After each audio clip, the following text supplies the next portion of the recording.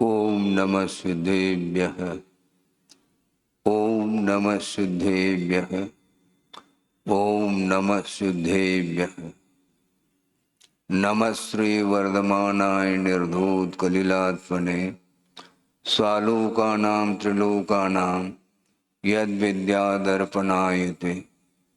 अहिंसा परमो धर्म की, महावीर भगवान की प्रातः स्मरणे परम पूजाचार्य गुरुवर श्री विद्यासागर जी मुनि महाराज की जय। करते हैं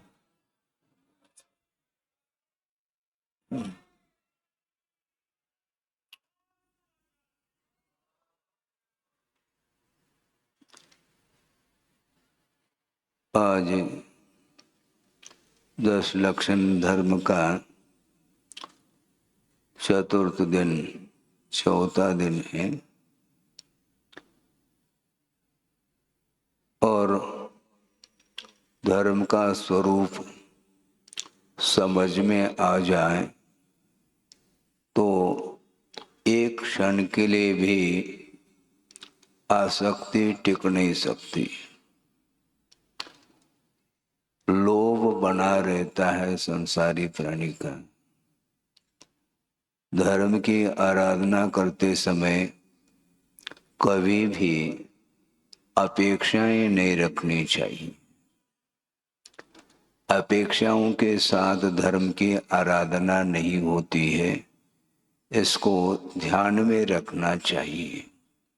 हमेशा संसारी प्राणी का मन आकुलित रहता है और आकुलित मन के द्वारा कभी भी परिणामों में निर्मलता नहीं आ सकती और जब तक परिणामों में निर्मलता नहीं आती है तब तक धर्म का स्वरूप ज्ञात नहीं हो पाता है। कितने क्षण के लिए आपका मन शांत रहता है आपको ज्ञात है। बहुत ज्यादा शोरगुल हो जाता है, ध्वनि प्रदूषण के माध्यम से भी मन हमेशा विक्षिप्त रहता है। ये सोच लो कि मन को केंद्रित करने के लिए अपने को क्या करना चाहिए।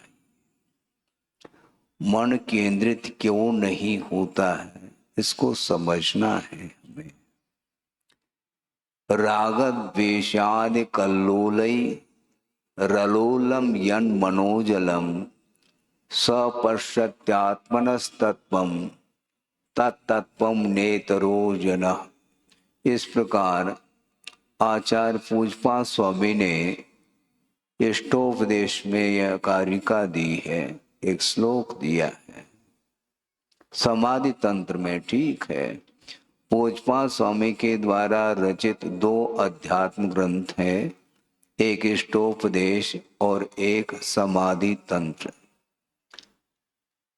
सोचो विचार करो। राग द्वेषादिक भावों के द्वारा जब तक अपना मानस सरोवर कलुषित रहेगा, तरंगित रहेगा, तब तक आत्म तत्व का दर्शन संभव नहीं है। और ये कलुष भाव जो उत्पन्न होते हैं ये बहिर्दृष्टि के कारण ही हमेशा मन कलुषता का अनुभव करता है, जबकि शांति जो मिलती है आत्मिक शांति वह बाहर नहीं मिल सकती है। बार बार संबोधित करने के उपरांत भी एक स्वभाव सा बना हुआ है कि एक समय के लिए भी अपना उपयोग स्थिर नहीं रह पाता। इसको मन को चलायमान करने वाला कौन है? बाहरी वस्तु है, क्योंकि बिना भावाश्रव के द्रव्याश्रव नहीं हो सकता। यह सिद्धांत है। आपके अंदर जो परिणाम उत्पन्न होते हैं वो परिणाम भी बाहरी वस्तुओं के निमित्त को लेकर के ही परिणाम उत्पन्न होते रहते हैं। यदि वो परिणाम कलुषित है तो निश्चित रूप से यह स्पष्ट हो जाता है, मन को कलुषित करने वाली जो सामग्री है वह आर्ध ध्यान की सामग्री मानी जाती है। आर्ध ध्यान और रौद्र ध्यान की सामग्री के द्वारा कभी भी धर्म ध्यान संभव नहीं है, और जब तक वह धर्म ध्यान नहीं करता है संसारी प्राणी, तब तक वह पाप का अर्जन करता ही चला जाता है। बड़ा विस्मय होता है। आचार्यों ने ये कहा है कि मन को शांत करने के लिए उसके योग जो साधन सामग्री है उसी का अवलंबन लेना चाहिए। उसको छोड़ करके अन्य वस्तुओं का हम आधार लेते हैं और अपने मन को शांत बनाने का उपक्रम करते हैं। ये ठीक आगम से विपरीत यह चर्या मानी जाती है। कोई भी पदार्थ हो, जिस पदार्थ का आधार लेकर के यदि मन संयत है तो वह उसका मन पवित्रता का अनुभव कर सकता है। प्राथमिक भूमिका में आगमकारों ने श्रवणों के लिए भी यही स्पष्ट संबोधित किया है कि पंच परमेष्टि का आधार लेकर के तुम मन को केंद्रित करोगे तो उसके माध्यम से मन में शांति मिल सकती है। और प्रभु के चरणों में जाने के उपरांत भी यदि अपेक्षाओं को साथ लेकर के जाता है तो कभी भी प्रभु का दर्शन वह नहीं कर पाता। प्रभु के समीप होते हुए भी प्रभु का दर्शन नहीं होता। इसको बहुत बारीकी से अध्ययन करने की आवश्यकता है। वह प्रतिमा सामने है, वीतराग मुद्रा है, इसके उपरांत भी उसका मन कहाँ पर टिका हुआ है? वहां पर पंचेंद्र के विषय उपस्थित है क्या? नहीं है। वीतराग मुद्रा है और वह पहुंचा है प्रभु के चरणों में। इसके उपरांत भी उसका मन कुछ अपेक्षा को लेकर के गया है। उस अपेक्षा की पूर्ति यदि नहीं होती है तो संभव है भगवान के प्रति भी आस्था कम होती चली जाती है। क्योंकि जिस उद्देश्य को लेकर के मैं गया था उस उद्देश्य की पूर्ति नहीं हुई है, इसलिए अब प्रभु कुछ देते हैं नहीं। उनके पास क्या है? बड़ी कठिनाई है। 22 परिचयों में एक परिचय आता है अदर्शन परिचय।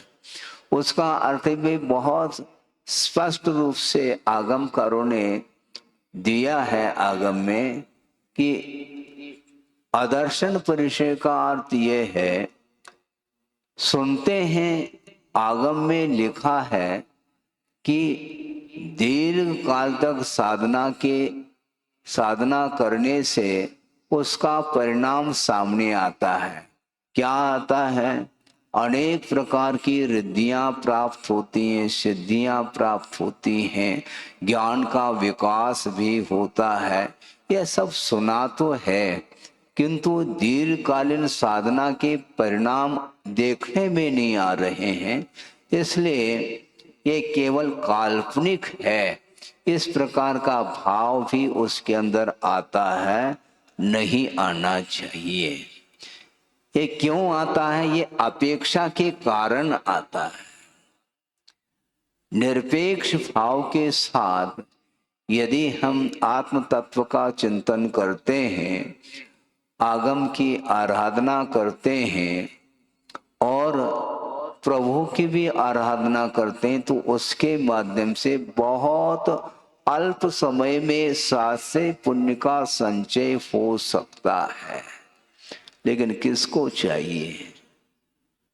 वो बहुत जल्दी में धैर्य नहीं है। और जिसके अंदर धैर्य नहीं है तो वह बालक से भी छोटा माना जाता है, ध्यान रखो।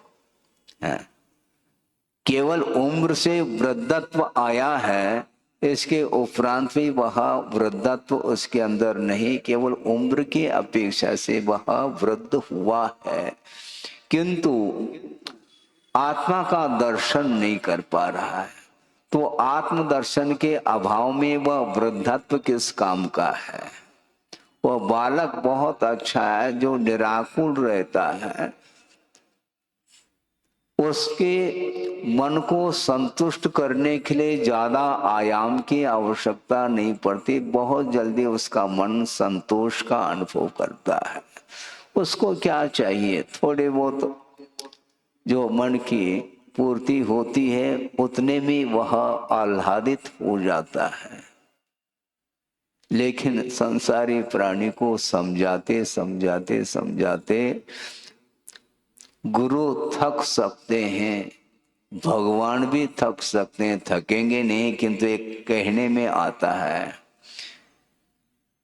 कहने की एक सीमा होती है, वहां तक तो कहा जा सकता है, किंतु उसकी वृत्ति यदि नहीं सुधरती है तो उसके लिए कहने में कोई लाभ देखने में नहीं आता है। तो इसलिए ये जितने भी पंचेंद्रिय के विषय हैं, इन विषयों को लेकर के ही लोभ निरंतर बढ़ता चला जाता है। जैसे आप लोग बोलते हैं, ज्यों पावक में घी डाला, पावक अर्थात अग्नि है, उसमें आप घी डालते चले जाओ, कभी भी वह अग्नि शांत नहीं हो सकती, प्रत्युत और वह उद्दीप्त होती चली जाती है। उसी प्रकार ये लोभ की प्रकृति है। लोभ का स्वभाव क्या है, वह कभी भी शांत नहीं होता, और की भूख उसकी बढ़ती ही चली जाती है। उसकी जो तृष्णा है, उसकी जो आशा है, वह निरंतर बढ़ती है। और यदि मान लो वह लोभ अनंतानबंदी संबंधी यदि लोभ जागृत हो जाए तो उसका शमन करना ही कठिन है। आचार्य गुणभद्र स्वामी ने आत्मानुशासन में एक प्रसंग दिया है, इसी आशा के विषय में उन्होंने ये कहा कि एक नहीं, दो नहीं, तीन नहीं, इस लोक में अनंतानंत जीव हैं और प्रत्येक जीव के पास अनंत आशा रूपी खाई विद्यमान है। आप सुन रहे हैं, आशा रूपी खाई प्रत्येक जीव के पास विद्यमान है और अनंतानंत जीव हैं। और उनका ये कहना है गुणभद्र स्वामी का, ये आशा रूपी खाई इतनी बड़ी है कि इस खाई में तीन लोक की संपदा भी यदि उसमें डाल दी जाए तो भी वह संपदा वह परमाणु के समान प्रतीति में आती है। संपदा इतनी बड़ी खाई है और एक जीव के पास इतनी बड़ी खाई है, इसलिए उस आशा की पूर्ति कैसे कर सकते हैं। आशा गर्तः प्रति प्राणी यस्मिन् विश्व मनोपमं कस्य किम कियत आयाति वृथा वो विशेषिता। तो संसारी प्राणी की जो आशा है वह व्यर्थ चली जाती है, क्योंकि एक व्यक्ति के पास, एक जीव के पास जो आशा है वह अनंत आशा है, वह कभी भी शांत नहीं हो सकती है और अनंत अनंत जीव है। तो ऐसी स्थिति में किस व्यक्ति के हिस्से में कितना आएगा, आप सोचो, विचार करो। लेकिन वर्तमान में जो मिला है उससे वह संतुष्ट नहीं होता, दूसरे की ओर दृष्टि बहुत जल्दी चली जाती है, अपने पास जो है उस ओर दृष्टि नहीं। उसके पास ज्यादा है तो तकलीफ चालू हो गई, परेशानी चालू हो गई। जब तक दूसरे के पास ज्यादा देखने में नहीं आता है तब तक वह बहुत शांति के साथ नींद ले रहा है, वह संतोष का अनुभव करता है, किंतु वह आनंद एक क्षण में वह लुट सकता है क्योंकि दूसरे की ओर दृष्टि जा रही है। सोचो, विचार करो, लखपति है, वह भी अपना जीवन यापन कर रहा है, आनंद के साथ कर रहा है, किंतु उसके पड़ोसी यदि मान लो करोड़पति हो तो आनंद गायब, और करोड़पति आनंदित होता है, वो फूला नहीं समाता है। और मान लो करोड़पति के पास यदि मान लो अरबपति आ जाए फिर उसकी नींद भी समाप्त होती है। अरबपति के पास कोई खरबपति आ जाए तो उसकी नींद समाप्त होती है। वस्तुतः संसारी प्राणी को जो आनंद आ रहा है वह स्वयं के पास जितना है, जितनी संपदा है उसमें उसको आनंद नहीं, किंतु दूसरे को अधिक क्यों मिला इसको लेकर के उसको दुख उत्पन्न हो रहा है। वस्तुतः संसारी प्राणी को जो सुख उत्पन्न हो रहा है वह निजी सुख नहीं है, किंतु दूसरे को अधिक क्यों मिला इसको लेकर के उसका सुख समाप्त हो रहा है। और कहता क्या है, सुखी रहे सब जीव जगत के, केवल कहना भर हो गया है, सुखी रहे सब जीव जगत के, कोई कभी न घबरावे। ये पंक्ति तो वह बोल रहा है, किंतु सामने वाला यदि सुखी नजर आ रहा है तो उसको और आनंद का अनुभव होना चाहिए था, किंतु उसका आनंद समाप्त हो जाता है, वह दुख के रूप में परिवर्तित हो जाता है। इसको बोलते ईर्ष्या। इसके कारण ही आनंद समाप्त हो जाता है। लोभ के कारण ही संसारी प्राणी आत्मिक सुख से वंचित है। कहां तक वर्णन करें, आचार वर्णन करते करते थक रहे हैं। इसके उपरांत भी हम एक प्रश्न पढ़ करके कभी सोचते नहीं, देखते नहीं, चिंतन नहीं करते, विचार नहीं करते हैं। ये लोभ पाप का बाप, इस प्रकार भी हमने यहीं पर बुंदेलखंड में उक्ति सुनी थी।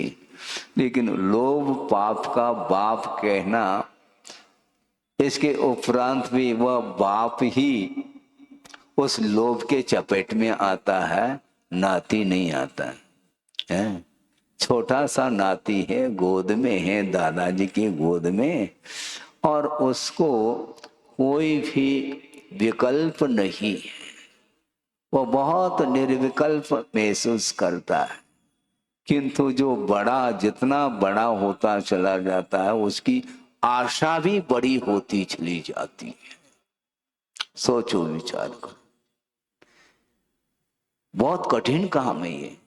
एक कहावत हमें स्मरण में, जैसा कल या परसों सुनाया था ना मराठी का, इसी प्रकार एक कन्नड़ में भी कहावत है, आपके सामने रख रहा हूं, बहुत प्रासंगिक है कि होने से मुप्पादरे होली मुप्पे, एक प्रश्नार्थक ये कहावत है।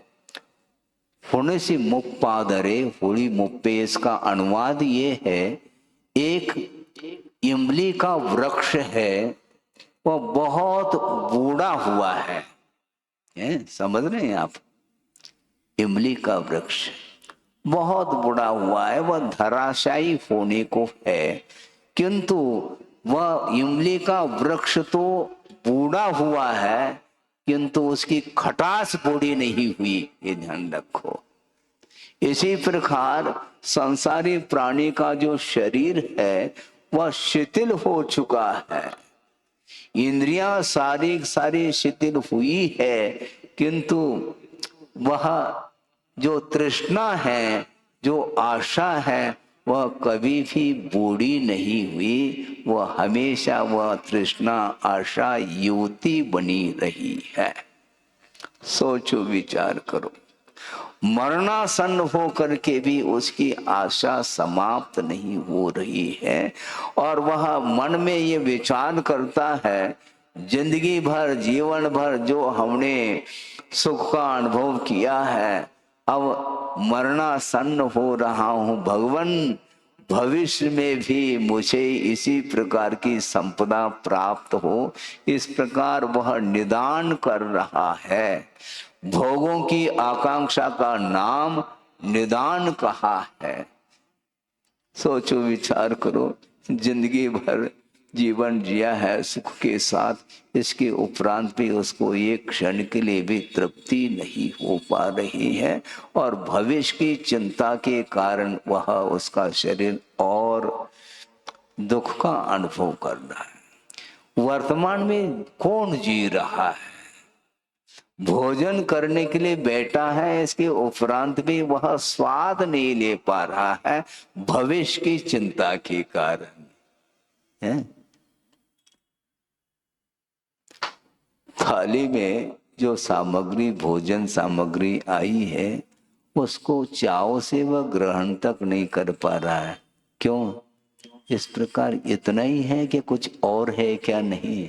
अरे जितना परोसा है उसको तो ले लो, और की क्या आवश्यकता है? पूरी थाली समाप्त हो जाए, थाली नहीं, थाली में जो सामग्री रखी है, भोजन सामग्री, वो पूरा भोजन कर लो, फिर बाद में परोस दे। चिंता क्यों? किंतु चिंता हमेशा सताती इसको। इसलिए वर्तमान में जीवन जीने के लिए बार बार आचार्य कहते हैं, अतीत और अनागत को भूल जाओ, और वर्तमान में जो मिला है कर्म के उदय में, उसमें संतोष का अनुभव करके यदि संसार से ऊपर उठने के लिए कुछ साधना करोगे तो निश्चित रूप से नहीं मांगोगे, तब भी वह सामग्री तुम्हें मिलने वाली है। जो ही संयम धारण कर लेता है, त्यों ही निरंतर वह एकांत रूप से पुण्य का ही संचय करता है, और वह भी साथ से पुण्य का संचय करता है। किंतु जो भविष्य की चिंता में वह चिंतातुर होकर के वह जीवन व्यतीत करता है, तो उसको कुछ भी मिलने वाला नहीं है। ये लोभ ही हमेशा इसको आकुलित करता है। निराकुल भाव यदि लाना चाहो तो लोभ को समाप्त करो, ये कहा जा रहा है। मन में पवित्रता जो आएगी वह लोभ के अभाव में आएगी। पर आज विशुद्धि आजकल बढ़ नहीं रही है। अच्छा, तो क्या बढ़ रही है, ये तो बताओ कम से कम। विशुद्धि बढ़ नहीं रही है, इससे स्पष्ट है कि विशुद्धि घट रही है। तो विशुद्धि घट क्यों रही है? संक्लेश के कारण विशुद्धि घटती है, ये हमेशा लिख करके रखो।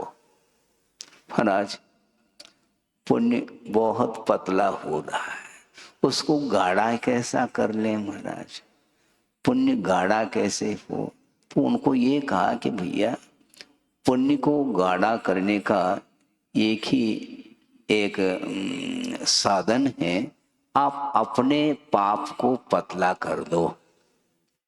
पाप को पतला करेंगे तो निश्चित रूप से पुण्य गाढ़ा होगा। तालियां तो बज रही हैं, हाँ? अनुपात से कम ही बज रही है वो, और फिर बजाने लगे थे। यही तो समस्या है, मतलब प्रशिक्षण की आवश्यकता पड़ती है आप लोगों को। पुण्य गाढ़ा हो तो कैसा हो? पाप को कम करो, और पाप में जो परिणाम होते हैं उसके लिए केवल पंचेंद्रिय के विषय ही एकमात्र उसके लिए निमित्त बनते हैं। हाँ, सामने पंचेंद्रिय के विषय उपस्थित भी यदि मान लो नहीं है, तब भी उसका मन आकुलित रहता है। क्यों? यहां पर तो नहीं है नो कर्म, फिर भी उसको ये विकल्प क्यों आ रहा है? वह स्मृति के रूप में वह नो कर्म सामने आया है। यहां पर आप बैठे हैं, आपके सामने दुकान है क्या? नहीं है, लेकिन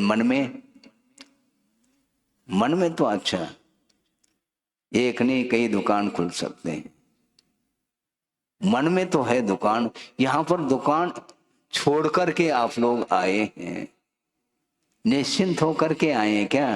हाँ महाराज, निश्चिंत होकर के, लेकिन ये ध्यान रखो, या तो दुकान में ताला डाल करके आए हैं तब तो निश्चिंत होकर के, अथवा किसी एक मेंबर को बिठा करके आए हैं, अपने लड़के को बिठा करके आ गए हैं, क्योंकि वो लड़का कहता है पिताजी आपका धर्म करने का समय है, मैं बैठूंगा यहाँ पर, आप जाओ। है कहाँ पर? बोर्डिंग। और बोर्डिंग वाले तो यहीं पर है, उनको बस इस पंडाल से बाहर जाने की देरी है, दुकान दिखता है उनको। ये समस्या यही है, मन हमेशा विक्षिप्त रहता है, मन हमेशा क्षुब्ध रहता है, कभी भी वह संतोष का अनुभव नहीं करता। ये लोभ के कारण, तृष्णा के कारण ही वह हमेशा मन शांत नहीं रहता, आकुलित रहता है। इसलिए लोभ को कम करना चाहिए, क्योंकि प्रत्येक संसारी प्राणी के पास आशा अनंत के रूप में है। हाँ, अनंतानुबंधी संबंधी यदि लोभ जागृत हो गया, उसको संभालना ही कठिन है। हाँ, क्योंकि वस्तुतः जो आत्मिक शांति है वह पंचेंद्र के विषयों से मिल नहीं सकती। पंचेंद्र के विषयों से शांति की मान्यता रखना ये अज्ञान का परिणाम समझते हैं हम। आगमकारों ने ये कहा कि वस्तुतः इंद्रियों के द्वारा उत्पन्न होने वाला जो सुख है वह सुख नहीं है, वह सुखाभास है। सुन रहे हैं आप? सुखाभास का अर्थ क्या? सुख का आभास हो रहा है, वस्तुतः वह सुख नहीं है। एक बहुत अच्छा उदाहरण दिया है सर्वार सिद्धि कारणी पूजपा स्वामी ने। आपको सुन करके अजीब सा लग सकता है, लेकिन वह अजीब नहीं है। सुनिए आप, शरीर में दाद उत्पन्न होता है। दाद अर्थात क्या है? खुजली, दाद बोलते हैं, जानते क्या नहीं? हाँ, खुजली उत्पन्न होती, और उस दाद को आप जितना खुजाओगे उतना आपको अच्छा लगता है, लेकिन बाद में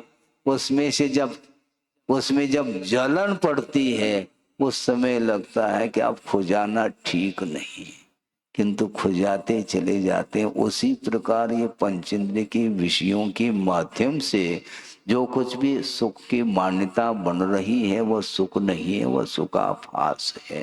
वह तृष्णा, वह आशा कभी भी समाप्त होने वाली नहीं है। कम से कम श्रद्धान का तो विषय बनाओ। चारित्र की बात तो हम बाद में करते हैं, किंतु श्रद्धान का विषय, आस्था का विषय बनाना चाहिए, क्योंकि वह पंचेंद्रिय के विषयों से उत्पन्न होने वाला जो सुख है वह स्वाधीन सुख नहीं है, वह पराधीन सुख है, वह कर्मायत्त है, ऐसा स्वयं आगमकार कह रहे हैं। कर्म परवशे कहा, कर्म के उदय में वह सुख उत्पन्न होता है।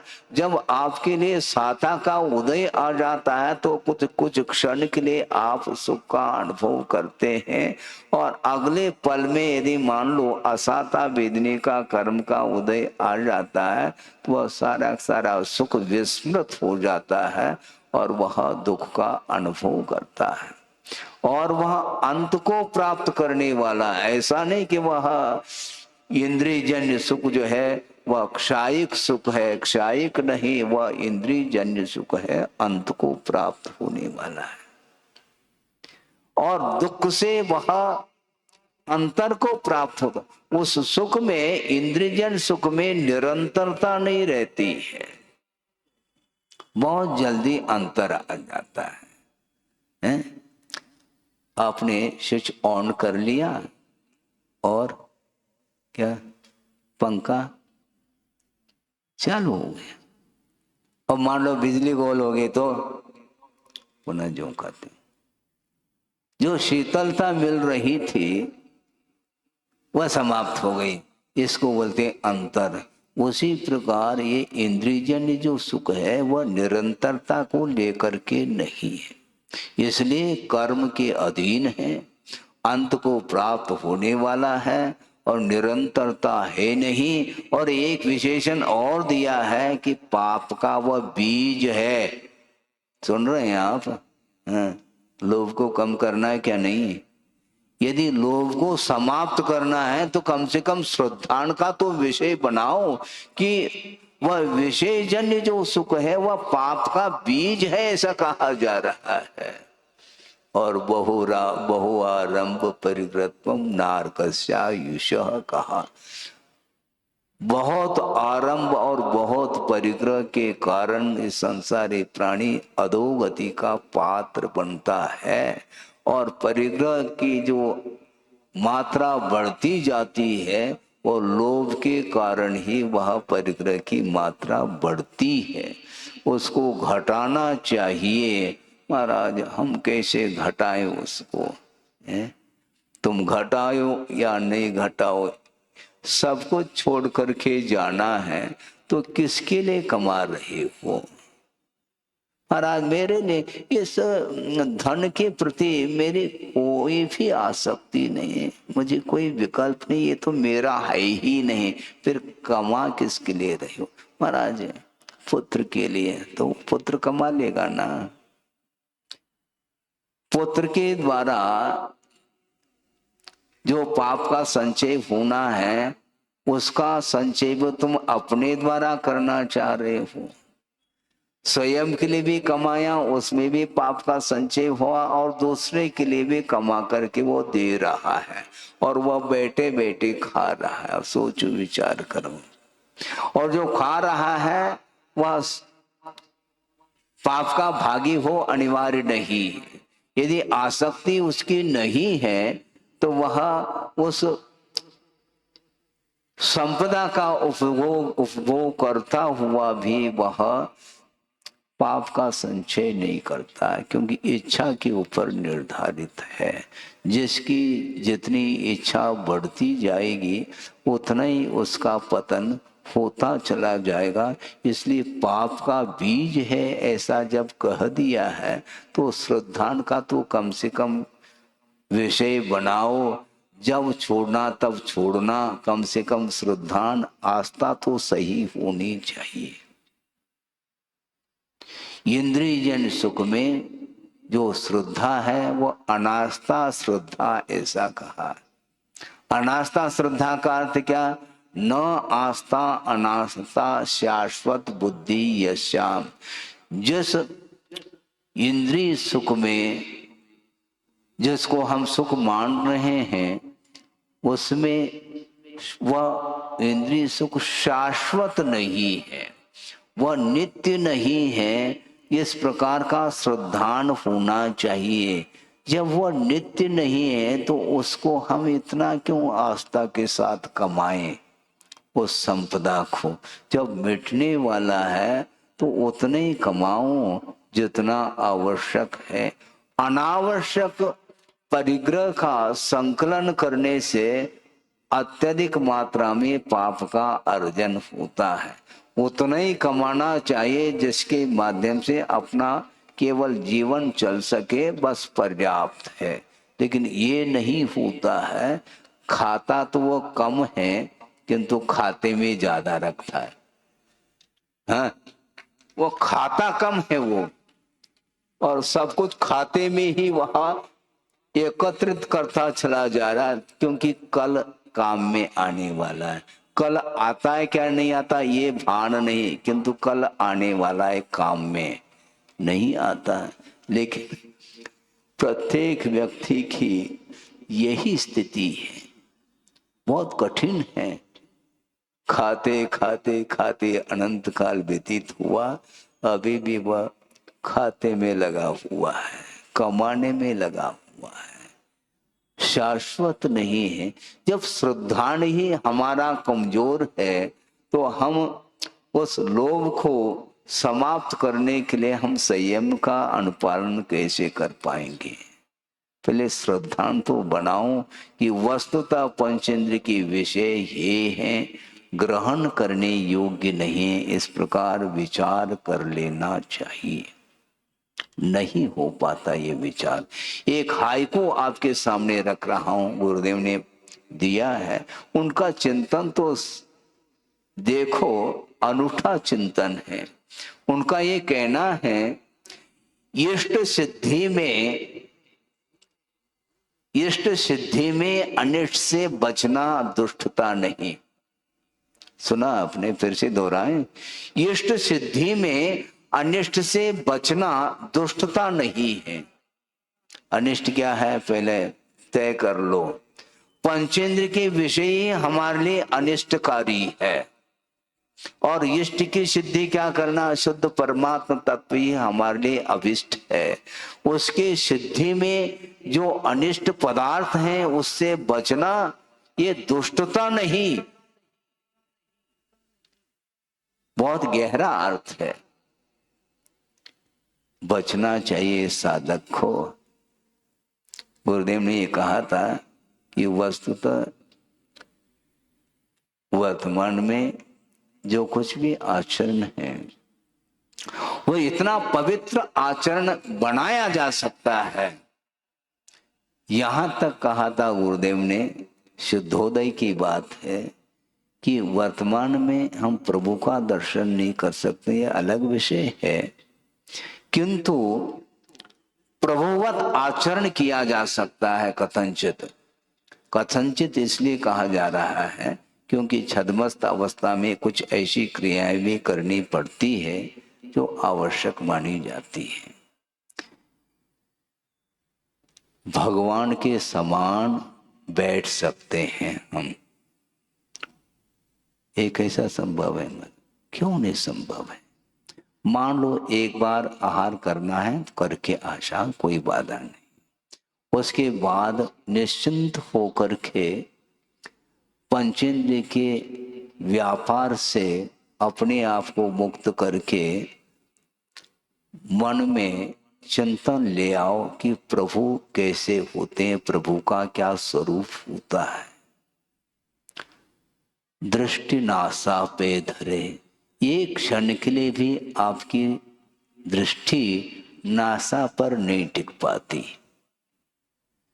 इधर उधर वह देखता ही रहता है। क्या देखता है? भगवान ही मालिक है? इतनी चंचलता क्यों है मन में? क्या चाहते हो तुम?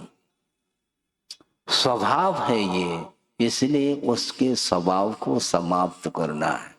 मन की जो चंचलता है उसको दूर करना है, और जब तक मन चंचल रहेगा तो वो लोभ को समेट नहीं पाएगा।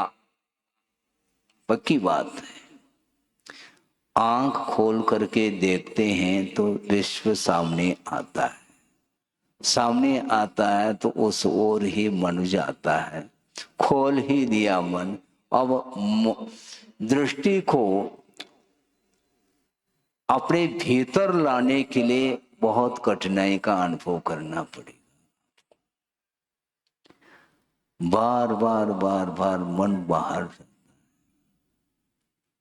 कई बार यह प्रसंग सुनाया होगा, उसको फिर से दोहरा रहा। षटखंड आगम की वाचना चल रही है। आचार्य महाराज संघ के लिए स्वाध्याय करा रहे हैं, और प्रारंभ होना था, इसलिए संघ के लिए अपने ही हाथों से शास्त्र उन्होंने प्रत्येक मुनि महाराज के लिए दे दिया। देने के उपरांत मंगलाचरण करके कायोत्सर्ग करके स्वाध्याय प्रारंभ कर रहे हैं। और आचार्य महाराज स्वाध्याय कराते हैं, किंतु संग जो स्वाध्याय कर रहा है उसका मन एकाग्र है क्या नहीं, इसका परीक्षण भी वो करते रहते हैं। और सहज रूप से, क्योंकि वो ऊपर बैठे हैं, कौन क्या कर रहा है वह सारा देखने में आता है। एक महाराज की दृष्टि बाहर की ओर गई। उन्होंने कहा, क्यों आपके पास ग्रंथ नहीं मिला है क्या? नहीं, ग्रंथ है महाराज। फिर और क्या चाहिए? पेंसिल चाहिए क्या? नहीं। फिर क्या चाहिए? कुछ नहीं चाहिए। अच्छा, कुछ नहीं चाहिए तो बाहर क्यों देख रहे हैं तुम? उधर बाहर क्या देख रहे हैं? तुम्हें क्या चाहिए मुझे पूछो ना, मैं दे देता हूं तुम्हें। मंगलाचरण करने के उपरांत, कायोत्सर्ग करने के उपरांत स्वाध्याय प्रारंभ हुआ है, तुम्हारा मन बाहर क्यों जा रहा है? ये क्षण के लिए भी जब श्रवण का मन भी बाहर जा सकता है, जबकि वह साधना करने वाले साधक माने जाते हैं, तो आप लोगों की क्या स्थिति होगी देखो। निरंतर आपका मन बाहर ही रहता है। शरीर भले ही सभा में रहे, किंतु बाहर मन बहुत जल्दी चला जाता है, स्वभाव है उसका। उन्होंने, गुरुदेव ने श्वान की उपमा दी है मन के लिए। हाँ, श्वान अर्थात कौन होता है? कुत्ता। वो कूदता है बहुत, इसलिए वो कुत्ता है। वो मन के लिए श्वान की उपमा इसलिए दी है। उन्होंने ये कहा है कि क्या हो गया समझ में मुझको न आता। ये हिंदी है रचना गुरुदेव की। क्या हो गया समझ में मुझको न आता, क्यों बार बार मन बाहर दौड़ जाता। स्वाध्याय ध्यान करके मन रोध पाता, पेशवान सा मन सदा मल शोध लाता। सोचो क्या लिख रहे हैं। ये आचार्य ज्ञान सागर जी महाराज की उपस्थिति में गुरुदेव ने ये रचना की है, 99 शतक की रचना। उसमें ये पंक्ति मिलती है। ये मन जो है समझ में नहीं आता कि बार बार बाहर क्यों दौड़ लगा रहा। निरंतर स्वाध्याय और ध्यान करके मन को एकाग्र किया जाता है, किंतु ज्यों ही स्वाध्याय से आवश्यकों से वह निवृत्त हो जाता है, तो पुनः मन बाहर की ओर चला जाता है। उस कुत्ते के गले में पट्टा बंधा रहता है ना, जंजीर हाथ में है और गले में पट्टा है, और उसको मान लो आपने मिठाई भी खिला दो, आता चला जाएगा। और जो ही उस गले का पट्टा यदि मान लो निकाल दो, तो वह पुनः कहाँ चला जाएगा? नाली के पास वह चला जाता, सूंघता सूंघता। क्यों? क्यों मत पूछो, ये मन का स्वभाव है, ये वृत्ति है इसकी। इसलिए निरंतर मन को केंद्रित ही करना पड़ेगा अपने को, क्योंकि लोभ समाप्त नहीं। अच्छी अच्छी चीजें खाने के उपरांत भी पुनः उसकी दृष्टि उसी ओर चली जाती। इसी को बोलते हैं तृष्णा। कभी शांत नहीं होती है। उसको शांत करने के लिए आज कौन सा धर्म है? शौच धर्म है। शुचिता, शुचिता का जो भाव है वही शौच है, जो कि लोभ के अभाव में ही संभव है। और लोभ को समाप्त करना है। लोहम ओसरामी संतोषम अवुठे में, ऐसा प्रतिक्रमण में पाठ आता है। मैं लोभ को छोड़ता हूँ और संतोष को ग्रहण करता हूँ। महाराज कैसे संतोष को ग्रहण करें? बहुत कठिन है। संतोष है ही नहीं। भले नाम से संतोष हो सकता है, किसी का नाम संतोष हो सकता है, लेकिन संतोष वाकई में हो तब वह संतोष नाम सार्थक शुद्ध होता है। बहुत कठिन है ये। सोचो, विचार करो। मुनि महाराज आहार लेने के लिए पहुंचे हैं, ठीक है, और दाता आहार दे रहा है। एक व्यक्ति ने एक ग्रास दे दिया और संतोष आ गया, लेकिन वह संतोष एक क्षण में समाप्त हो सकता है। क्यों? दूसरे ने 2 ग्रास दिए, दूसरे ने 2 ग्रास दिए, बस आनंद समाप्त, क्योंकि हमने एक ही ग्रास दिया है। ये सब क्या है?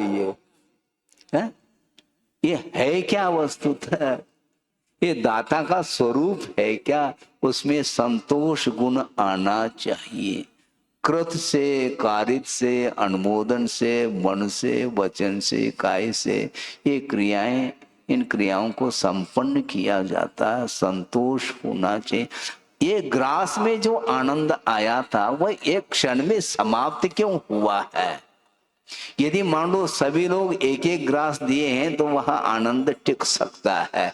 किसी ने 2 अथवा 3 ग्रास दे दिया तो वह आनंद समाप्त। इसको बोलते हैं संतोष। कहां से आएगा वो? हमेशा पर की ओर दृष्टि। ये क्यों इस प्रकार होता है? जो मिला है उसमें संतोष धारण करना चाहिए। नहीं हो सकता उसको संतोष। अपने लिए, अपने पुण्य के उदय में जो सामग्री मिली है उस ओर दृष्टि नहीं जाती है और दूसरे की ओर दृष्टि जाती है। उसको कितना मिला है, उसको कितना मिला है। दूसरे की थाली की ओर देखने की अपेक्षा अपनी थाली की ओर देखो ना, क्या दिक्कत है? आपको ज्यादा चाहिए तो पुरुषार्थ कर लो, दूसरे की ओर क्यों देखते हो?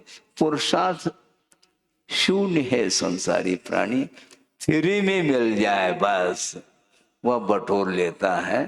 फ्री में क्यों है? फ्री में कुछ नहीं मिलने वाला, बहुत कठिन काम है। एक उदाहरण के माध्यम से इस विषय को आपके सामने रख रहा हूं। समय भी हो रहा है। एक व्यक्ति है जो बहुत ही जीवन में कष्ट का अनुभव करता है। वह प्रतिपल पुरुषार्थ करने के उपरांत भी सुख का अनुभव नहीं कर पा रहा है। गरीब है। वो सोचता है कि मैं निरंतर रात दिन मेहनत कर रहा हूं किंतु कोई चीज मिल नहीं पा रही है, संतुष्टि नहीं मिल पा रही है। कर्म का योग है, मैं क्या कर सकता हूं? पुरुषार्थ करने की भी एक सीमा होती है, बिल्कुल ठीक है। वो पुरुषार्थ कर रहा है किंतु उसमें सफलता नहीं मिल रही है। इसके उपरांत भी वह पुरुषार्थ को जारी रखता है और एक दिन वह भगवान की आराधना कर रहा है और भगवान प्रसन्न हो जाते हैं। भगवान वैसे प्रसन्न नहीं होते हैं, लेकिन एक रूपक है, कथा के रूप में रखा जा रहा है। क्योंकि भगवान न किसी से प्रसन्न होते हैं न किसी से अप्रसन्न। क्योंकि प्रसन्न होने का अर्थ राग है और अप्रसन्न होने का अर्थ द्वेष है। और भगवान न किसी के प्रति राग करते हैं न किसी के प्रति द्वेष करते हैं। आप आरती उतारो, पूजन करो, अर्चन करो, इससे भी उनको कोई प्रयोजन नहीं। न पूजयार्थ स्वयं वीत रागी न निंदया नाथ विवांत वैरे, ऐसा कहा। हे भगवान, आपको पूजा से कोई प्रयोजन नहीं है क्योंकि आप वीतरागी हैं और किसी की आलोचना निंदा करने से भी आप प्रभावित इसलिए नहीं हो रहे हैं क्योंकि आप वीत द्वेषी हैं। किसी के प्रति द्वेष भाव आपका है नहीं, न राग है न द्वेष है, इसलिए किसी से न आप प्रसन्न होते हैं न किसी से अप्रसन्न। ये भगवान का स्वरूप है। किंतु रूपक में यह दर्शाया है कि एक व्यक्ति ने प्रभु को याद किया तो प्रभु प्रसन्न हो रहे हैं और उन्होंने पूछा तुम्हें क्या चाहिए। उस व्यक्ति ने कहा मैं बहुत एक प्रकार से दुखी हूँ, बार बार पुरुषार्थ करता हूँ किंतु पुरुषार्थ में सफलता नहीं मिल पाती और परिवार भी है और मैं भी हूँ, जीवन यापन करने के लिए बहुत कष्ट का अनुभव कर रहा हूँ, तुम्हें क्या चाहिए। उसने कहा भगवान आप जो दे दो हम संतुष्ट हो जाएंगे।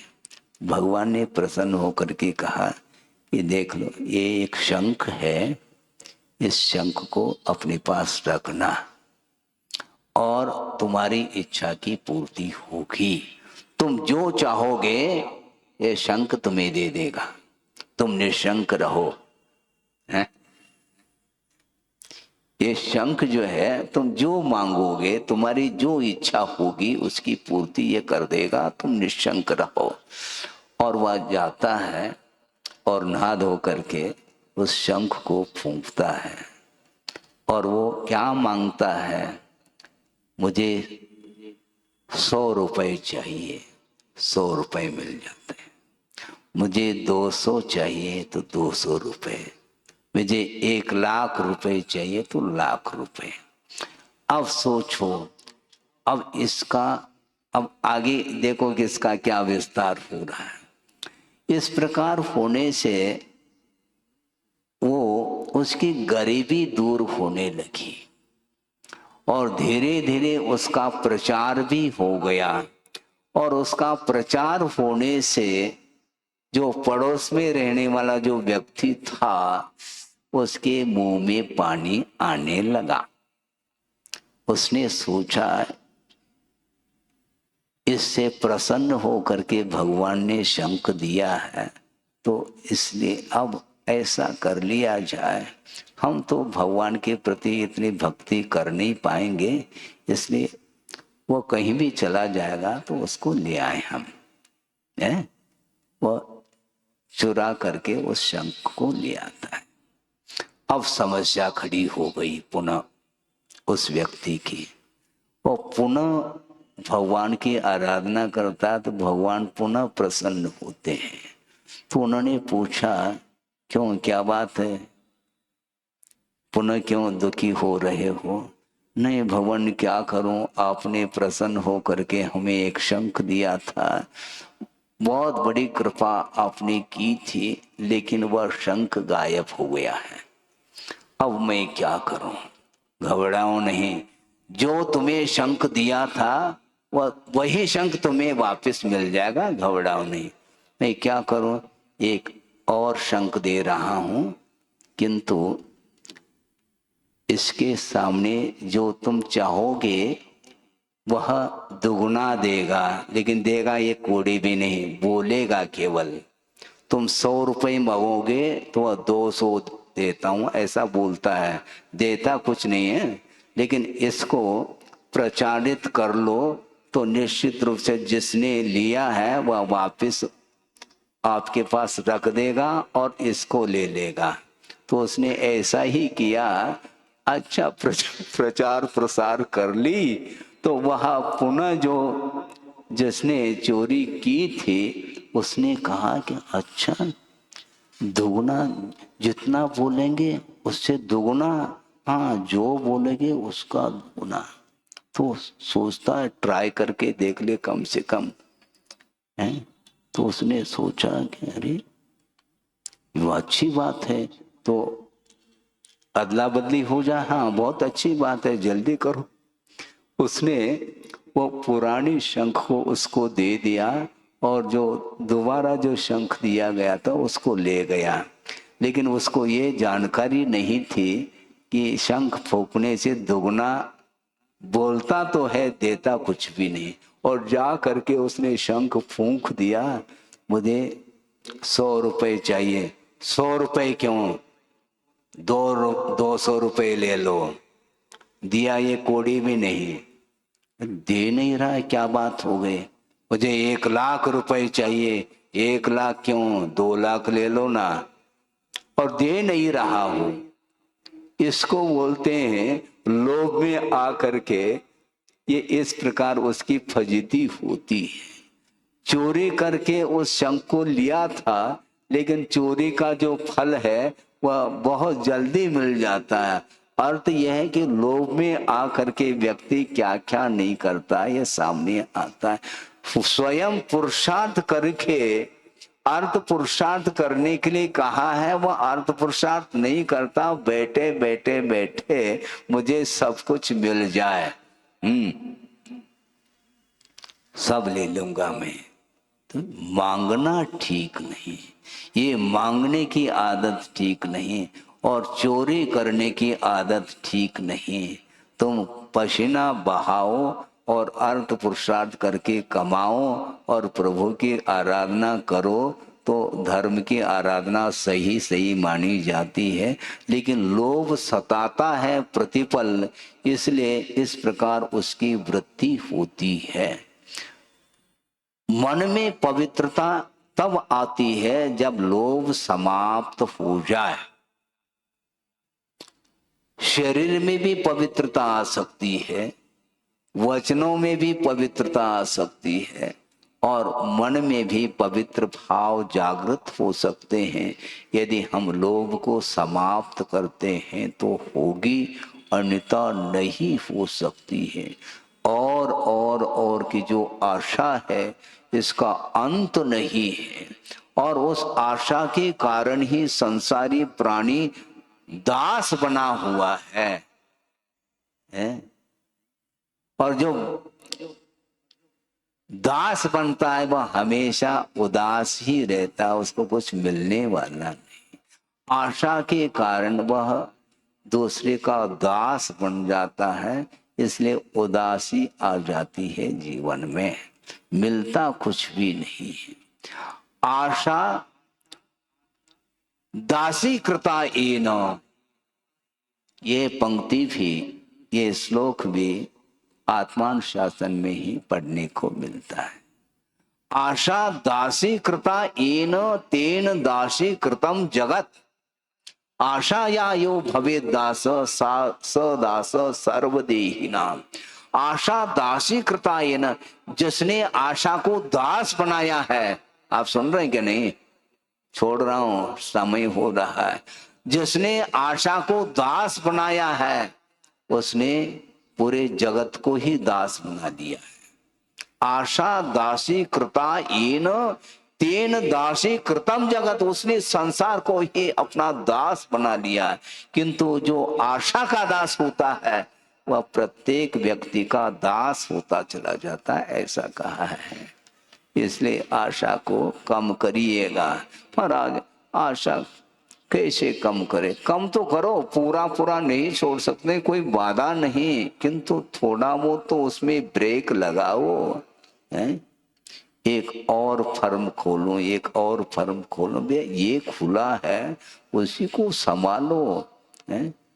एक जीवन है, 150 साल भी जी नहीं पाएंगे, और कितना आवश्यक है, जितना आवश्यक है उतना कमाओ और शांति के साथ प्रभु की आराधना करो ना। ये नहीं हो पाता, इसलिए वह इस प्रकार करता चला जाता है। बहुत कठिनाई है, इसका मन भीगता नहीं है। और मन की यदि निर्मलता है तो वह दूसरे के मन को भी भिगो सकती है। स्वयं के अंदर यदि निर्मलता आई है मन में, उसके माध्यम से दूसरे का मन भी भीग सकता है। इसको लेकर के एक अंतिम 2-5 मिनट का वो प्रसंग सुना करके इस विषय को पूर्ण कर लूं कि वस्तुतः बड़ी विचित्र दशा है संसारी प्राणी की। एक व्यक्ति जा रहा है सड़क से और उसके ऊपर एक व्यक्ति ने कचरा फेंक दिया। तो उसने सोचा कोई होगा, संयोग मिलता है, उसका जानबूझ करके थोड़ी किया उसने, फेंकने में आया हुआ कोई बाधा नहीं, वो चला जाता है। दूसरे दिन पुनः क्रम आ गया, वहीं से जा रहा है, पुनः उसके माथे पर वह कचड़ा आ जाता है। तो उसने सोचा ठीक है, हमारी परीक्षा है, कोई बाधा नहीं। शरीर के ऊपर ही तो कचड़ा डाला है, शरीर गंदा हो गया, मन थोड़ी गंदा हुआ है। मन को पवित्र रखना है, शरीर तो गंदा है ही है, अशुचि है। शरीर गंदा हो गया, फिर धो लेंगे, स्नान कर लेंगे, क्या बाधा हो गई। और इस प्रकार सोच करके एक एक दिन निकलते चले जा रहे हैं। और एक दिन जा रहा है, ऊपर से किसी ने कचरा डाला नहीं। उसने सोचा कि क्यों, क्या बात है, कहीं बाहर गया होगा, कहीं बाहर गया होगा। और दूसरे दिन भी उसी रास्ते से गया, फिर भी कचरा नहीं डाला गया। ऐसे 2-4 दिन हो गए। वह व्यक्ति सोच रहा है कि यहीं पर आता हूं और कचरा ऊपर से डालता, और 3-4 दिन से क्या बात है, वो कहाँ गया देखना चाहिए। और वह सीढ़ी चढ़ करके उसके फाटक को, दरवाजे को धक्का देता है, दरवाजा खुल जाता है। और वह अंदर देखता है, वह व्यक्ति जो कचरा डाल रहा था वह बीमार है। वह बीमार है और वह खटिया पर, पलंग पर, वह बिस्तर पर लेटा हुआ है और कराह रहा है, उसको बड़ी बीमारी हो गई। और ये जो व्यक्ति था वो जा करके देखता, अरे ये अस्वस्थ हो गया है, मेरा कर्तव्य है, प्रभु से मैं प्रार्थना करता हूँ इसका स्वास्थ्य ठीक हो जाए। और वहीं पर बैठे बैठे प्रभु के प्रति वह प्रार्थना कर रहा है, भगवान कर्म के उदय में ये बीमार हुआ है, इसका स्वास्थ्य ठीक हो जाए। लेकिन जो बीमार हुआ था, जो कचरा डालता था, उसके आंखों में अब आंसू आ रहे हैं। क्यों? अरे ये वही व्यक्ति है जो प्रतिदिन यहाँ से सड़क से जाता था और मैं इसके बदन पर कचरा डालता था, उसने कुछ भी नहीं कहा, और अभी भी वह आकर के मेरे स्वास्थ्य की चिंता कर रहा है। इसके अंदर, इसके मन में कितनी निर्मलता होगी। मैंने तो इसके ऊपर कचरा डाला, सब कुछ किया, इसके उपरांत भी इसके अंदर जो को भावों में कितनी उज्ज्वलता है।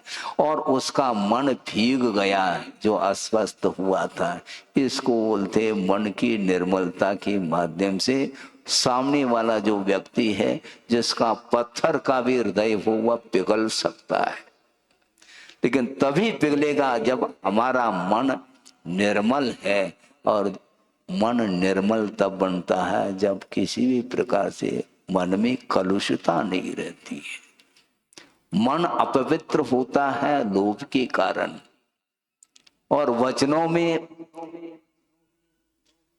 अप्रियता आती है, वह भी लोभ के कारण ही आती। और शरीर तो अपवित्र है ही। मन वचन का इन तीनों को पवित्र बनाने के लिए शौच धर्म आया है। इसलिए शौच धर्म की आराधना अपने को निरंतर करनी है। इसके माध्यम से ही वो सारे कर्म कट सकते हैं। नहीं है तो वह समय तो कटता ही चला जाता है। आज 4 दिन निकल गए, ये ध्यान रखो। 10 लक्षण में से कितने दिन बचे हैं? 6 दिन बचे। उसके बाद तो क्या है हमारा, फिर पूछने की कोई आवश्यकता ही नहीं है, क्योंकि साल भर के लिए निश्चिंत हो जाएंगे हम। मतलब धर्म से है, धर्म से निश्चिंत नहीं होना, अपने काम काज से निश्चिंत होने के लिए धर्म की आराधना करो। ये संसार समाप्त हो जाए, ये संसार कभी समाप्त नहीं होगा। नाना जीवों की अपेक्षा से यह संसार हमेशा बना रहने वाला है।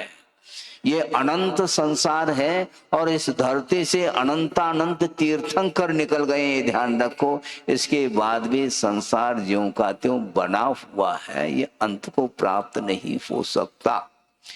अभी तक कितने सिद्ध हुए हैं, अनंतानंत सिद्ध हुए हैं, उसके बाद भी संसार ज्यों का त्यों बना हुआ है। मतलब संसार में संसारी प्राणियों की संख्या कितनी हुई, सोचो, सिद्धांत से विचार करो। एक निगोदिया जीव है, आप सुन रहे हैं, एक निगोदिया जीव है जो कि उसके शरीर की जो अवगाहना है वह घनांगुल के असंख्यातवें भाग प्रमाण है, बहुत छोटी अवगाहना है। और उसमें कितने जीव हैं उस निगोदिया जीव के शरीर में? एक निगोद शरीरे जीवा दव्व प्रमाण तो तिठा सिद्धे अनंत गुणा। शुद्धों से अनंत गुणी संख्या में एक निगोदिया जीव के शरीर में जीवों की संख्या है। सोचो, विचार करो। अभी तक अनंतानंत सिद्ध हुए हैं, उसको पुनः अनंत से गुणित करने पर जो गुणनफल आएगा वह एक निगोदिया जीव के शरीर में है। इसलिए संसार का न अंत अभी तक हुआ है न आगे होगा। हाँ, व्यक्तिगत संसार का अंत हो सकता है। आप अपने संसार को समाप्त करना चाहो तो लोभ को समाप्त कर लो, तो संसार का तुम्हारा व्यक्तिगत संसार अंत को प्राप्त हो सकता है। बाकी यह संसार अनंत काल से बना हुआ है और अनंत काल तक रहेगा, इसका अंत है नहीं। इस प्रकार सिद्धांत ग्रंथों में बात आती है। इसलिए कहाँ तक हम वर्णन करें, निरंतर आप स्वाध्याय करिएगा और आगम में जो विषय आया है उसको पढ़ करके आपकी आंखें खुल सकती है। जिसके पास सम्यक्त नहीं है तो सम्यक्त प्राप्त हो सकता है, जिसके पास सम्यक्त विधि पहले से है तो वह और मजबूत हो सकता है। इसलिए हमें ये जो पर्याय मिली है, ये जो मनुष्य जीवन मिला है, इसके माध्यम से अपने इस मनुष्य जीवन को सार्थक सिद्ध करने के लिए अपने को करना क्या है? कुछ करना नहीं है। यदि कुछ करना है तो लोभ को शांत करना है। और जो व्यक्ति लोभ को शांत करने में निरंतर वह साधना में रत है, निश्चित रूप से लोभ का अंत हो जाएगा, तो अविनश्वर सुख का वह स्वामी बन सकता है। अनंत काल तक वह स्वतंत्रता का अनुभव करता हुआ स्वाधीन सुख का संवेदन कर सकता है। इस प्रकार प्रत्येक जीवन व्यक्ति के जीवन में ये घड़ी आए और वह अनंत सुख का अनुभव करता रहे, इस पवित्र भावना के साथ अहिंसा परमो धर्म की जय। बोधि समाधि परिणाम शुद्धि स्वात्मोपलब्धि शिव शोक सिद्धि चिंतामणिम चिंतित वस्तुदाने त्वामंद मानस्य ममास्तु देव। परम पूजाचार्य गुरुवर श्री विद्यासागर जी मुनि महाराज की जय।